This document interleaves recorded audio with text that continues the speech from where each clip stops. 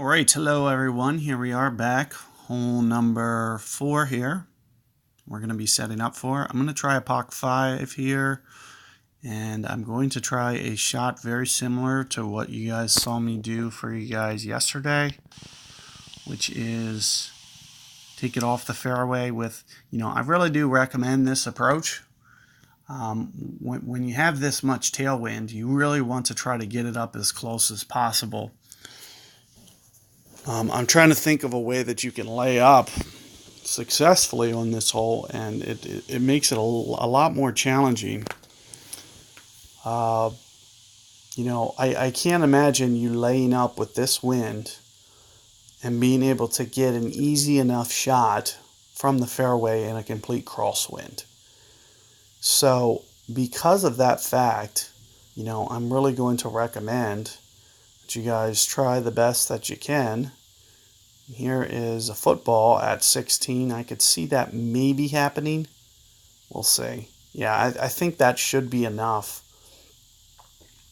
to actually hit past that tree. This is a very mega wind. So with it being this much, this is kind of the case that I was mentioning yesterday, where I could probably get a snowman. But there you can see my opponent hit the tree. So you do got to be very careful as well. It's going to come down to fractions of yards, being able to get it into the right spot. But I'm not going to be able you can see I got pretty much max wind here, 19.0. Basically as strong as you can get for this tournament. The way that you're going to have to play the shot is going to have to fluctuate depending upon the wind that they give you. So here, what you're going to see me do is I'm going to point the left of my bullseye kind of right off the fairway edge here, and then I'm also going to stack and go basically 2 additional targets to that. And in this case, I'm going to go max and just see how this plays out. Hopefully I can miss the tree. Looks like I missed it. Ooh, so that was actually going to be pretty interesting. It looks like I used too much backspin in that case, and I did miss the tree, but you could see that I could barely get around it. Like, that was barely enough power, and that's as much wind as I could get. So that pretty much parallels the theory that I was mentioning to you guys yesterday, that a blue marble, not to mention, you could see what my wind was. A blue marble at 14.5 is going to be pretty much ideal for you guys. And you can see I used 4 backspin there, which would have been, maybe good had I just got about 10 yards more of carry. So it is going to fluctuate, but I really do recommend you guys doing that shot. There you can see it was much more controlled than yesterday when I had to use the snow globe. So you'll see, very varying results. And of course, you can use a roulette ball if you bought some of those. They have very fast needles, so it might actually be a decent ball for you to kind of get rid of. So let's take a look at this real quick. That's 10. I'm going to, assume that I'm going to be kind of close to quarter club here. Be right in here. Yeah, maybe a little bit more than that.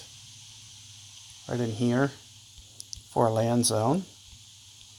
I'm going to try to land it on this green if at all possible. Similar to this. 2.6 rings.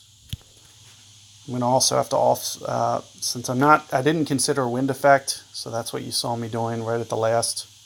So I was trying to do that curl for a wind effect, and you can see I gave it a good run. A very reasonable chance to make that, even in the bunker there. Keep in mind that on that mega crosswind, I played pretty much the 2.6 rings, so I didn't really factor in offsetting my guide or wind effect. Keep in mind a sand wedge goes very, very high. So especially on a crosswind like that, when it's, what was it, like 15 miles per hour? I forget. It's probably in here. 9.5, that's not right. I didn't go enough rings. So that's what the mistake was. That's definitely what the mistake was. I didn't enter the wind. So had I entered the wind, I don't know what it was. It was probably, let's take a look here. Let's say it was around 12 something, maybe 13 something. And then I go back to this value, maybe 3.3 rings. That would have probably taken care of it. Keep in mind that you do need to do some kind of wind correction for that shot in order to, straighten out that ball guide. So what I recommend for the sand wedge, I do usually recommend some kind of curl because it's the only way to kind of straighten it out back to usual. For a rough iron, what I usually do for a rough iron is I overplay it. So you'll see me go a little bit, and that's because the trajectory is much lower. It allows you to be able to do an overplay. Whereas it's a lot harder to do an overplay for a sand wedge. So you'll usually see me curl it to kind of negate that wind effect. And how much I have to curl is dependent upon how close I am to max club. For instance, I almost have to use max curl, or very, very close. Well, max in terms of the phone. I'll use maybe 40 or 50. If I get a berserker ball, for instance, in a crosswind, in that situation, at max club, I'm going to use 40 or 50 curl. It's going to be significant.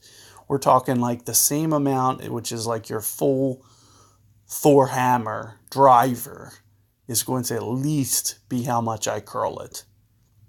So it's going to be a substantial curl. But as you come in towards mid club, it's going to be about half the amount of curl offset.